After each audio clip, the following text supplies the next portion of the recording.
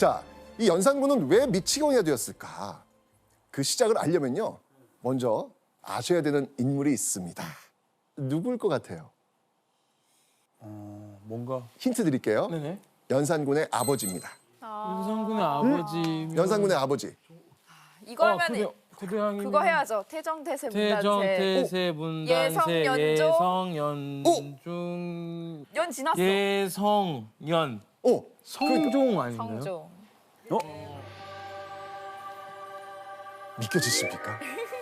야, 조나다. 박수 한번 주세요. 와. 야, 대단한데요. 예. 사실 이거 외우기 쉽지 않잖아요. 동현 씨 혹시 이거 외우세요? 저도 알죠. 예. 자, 시작. 똑같습니다. 아이고 그냥 아 맞아요. 똑같아요. 예. 알죠. 다.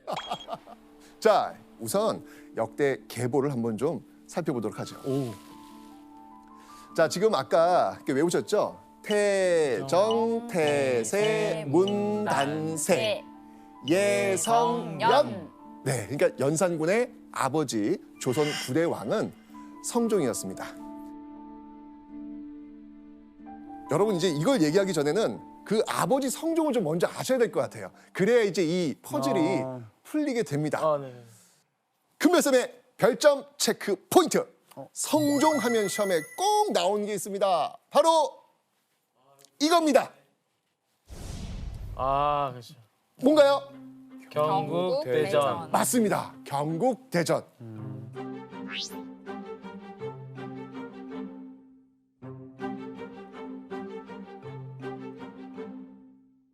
이런 경국대전을 완성한 국왕이 성종이고요. 그래서 묘호가 성종입니다. 성자가 어떤 성인지 아세요? 완성. 네, 맞습니다. 이룰성자예요. 사실 이 이룰성자 묘호 이거 아무나 붙이는 거 아닙니다. 그리고요. 평생 했던 이 경연의 횟수가요. 무려 8,000회를 넘습니다. 엄청나죠? 아니, 법률을 만들 정도면 그렇죠. 엄청나게 열심히 공부를 하신 맞습니다. 분이죠. 자, 이렇게 연산군은요. 조선의 9대왕 성종과 중전 윤씨 사이에서 세자, 그것도요. 적장자로 태어났습니다. 적장자 요거 굉장히 중요하거든요. 장자. 적장자가 어떤 의미인지 혹시 아십니까? 아, 이게 정확한지 사실 제가 괜찮아요. 모르겠는데요. 예. 그때 조선시대 때는 첩의 문화가 있었잖아요. 네. 그래서 첩이 아닌 원래 부인의 아들을 적장자라고 하는 걸로 알고 있어요. 정답. 그러면 적장자면은 그것만 그럼 플러스 뭐 장남? 장남까지. 좋아요. 좋아요. 네. 왕비의 아들 그리고 장남. 우리 이걸 적장자라고 하죠. 네. 연산군은요. 어마어마한 정통성을 가지고 태어난 거예요. 네. 그 아빠 성종의 기쁨뿐만 아니라 이건 사실은 조선의 경사입니다. 경사. 나라의 아유, 감사합니다. 기쁨이었구나. 나라의 풍사를 이을 수 있으니까 이건 나라의 경사죠. 네. 그런데 이 기쁨이요. 오래가지 못합니다.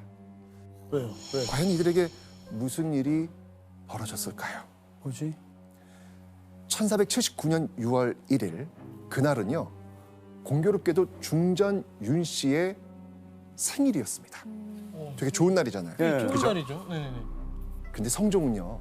그날 중전 윤 씨의 생일인 그날 자기 아내의 생일인 그날 왜?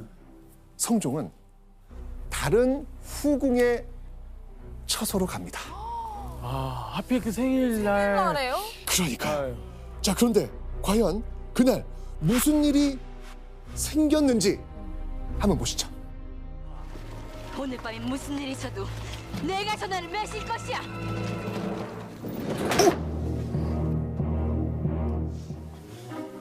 정말 실성을 한 겁니까? 일어나세요! 내 몸에 손대지 마시라니까.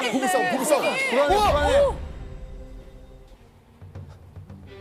임금의 얼굴 용안에 상처 났어? 와우.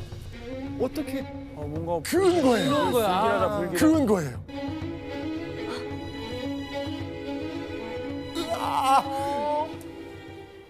아유.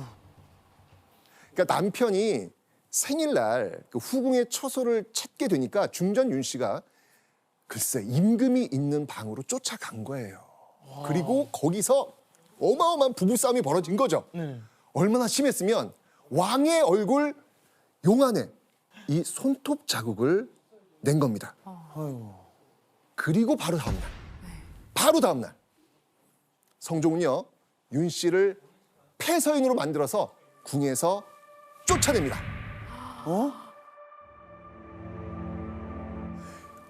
와, 이거 어마어마한 일이잖아요. 그죠? 네. 근데 사실 성종 10년 폐비를 시키기 전에 성종 8년에도 이미 폐비 논의가 한 번 이루어집니다. 그때 폐비의 방에서 비상과 방향서, 그러니까 사람들을 뭐 이렇게 저주하는 그런 주술서와 같은 이런 방향서가 발견이 돼서 그런 게 궁중전으로서의 품위를 잃었다라고 하는 이유로 이미 한 차례 폐비 논의가 이루어지는데 중단됐습니다.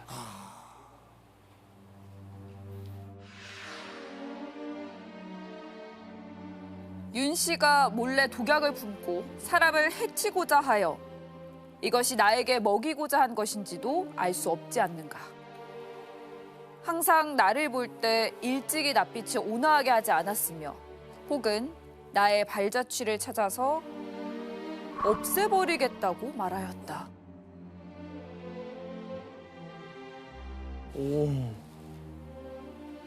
어쨌건 이 폐비 윤 씨가 상당히 감정 기복이 좀 심했던 것으로 보이고 충동성도 좀 컸던 것으로 보여요. 일종의 이제 인격 장애라고 하는 성격의 문제도 좀 있지 않았겠느냐 이런 이제 이야기를 합니다. 그런 일을 겪은 모든 사람이 비상을 들고 죽이고자 하지는 않는 거죠. 거기까지 가기는 좀 힘들다. 그렇기 예. 때문에 지금 방금 말씀하신 그런 이유가 성립된다. 제 생각에 그걸 넘어버리니까 더 심하게 봤었겠네요. 그러니까. 자, 이 연산군의 생모 폐비 윤 씨는요 성종과 불화가 있던 생일 다음 날에 쫓겨났습니다.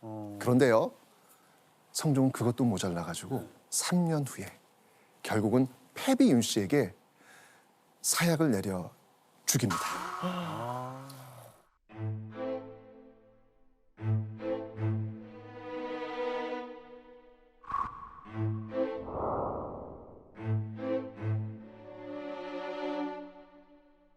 일곱 살 연산군의 마음은 과연 어땠을까요? 어땠을까요? 이게 그거는 정상적으로 성장하기가 어려울 정도의 충격일 거라고 생각해요. 틀렸습니다. 어이? 틀렸습니다. 어이? 별다른 반응이 없었습니다. 그래요?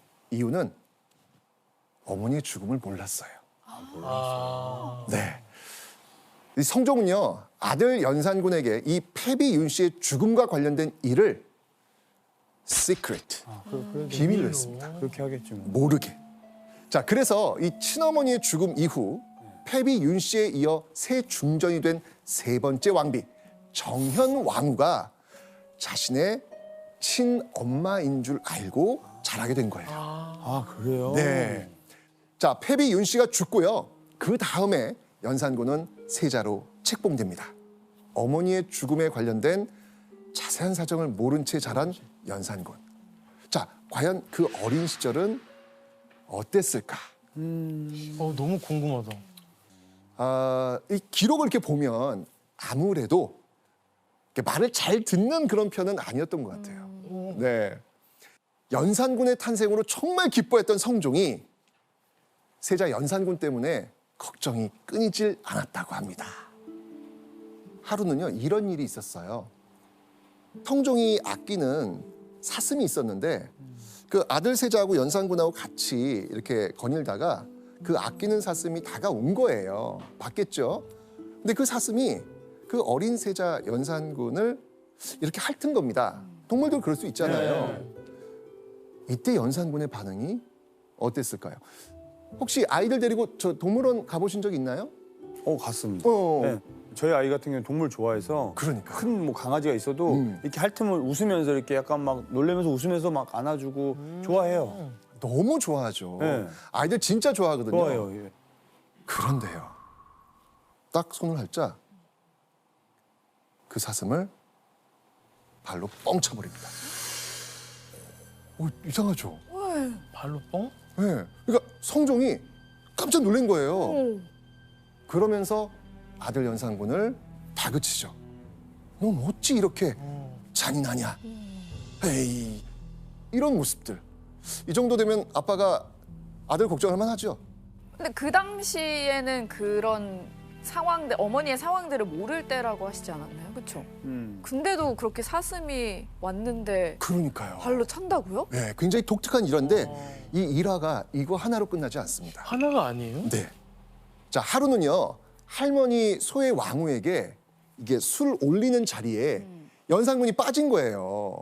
중요한 자리니까 당연히 아버지 성종이 궁녀를 보내가지고 연산군을 데려오도록 하여라 라고 했을 거 아니에요. 자, 그런데 이 연산군을 데려온 궁녀를 향해서 연산군이 이렇게 말합니다. 아, 가서 아프다고 얘기해. 너 그렇게 얘기 안 하면 나중에 너 죽는다. 이런 얘기를 한 거예요.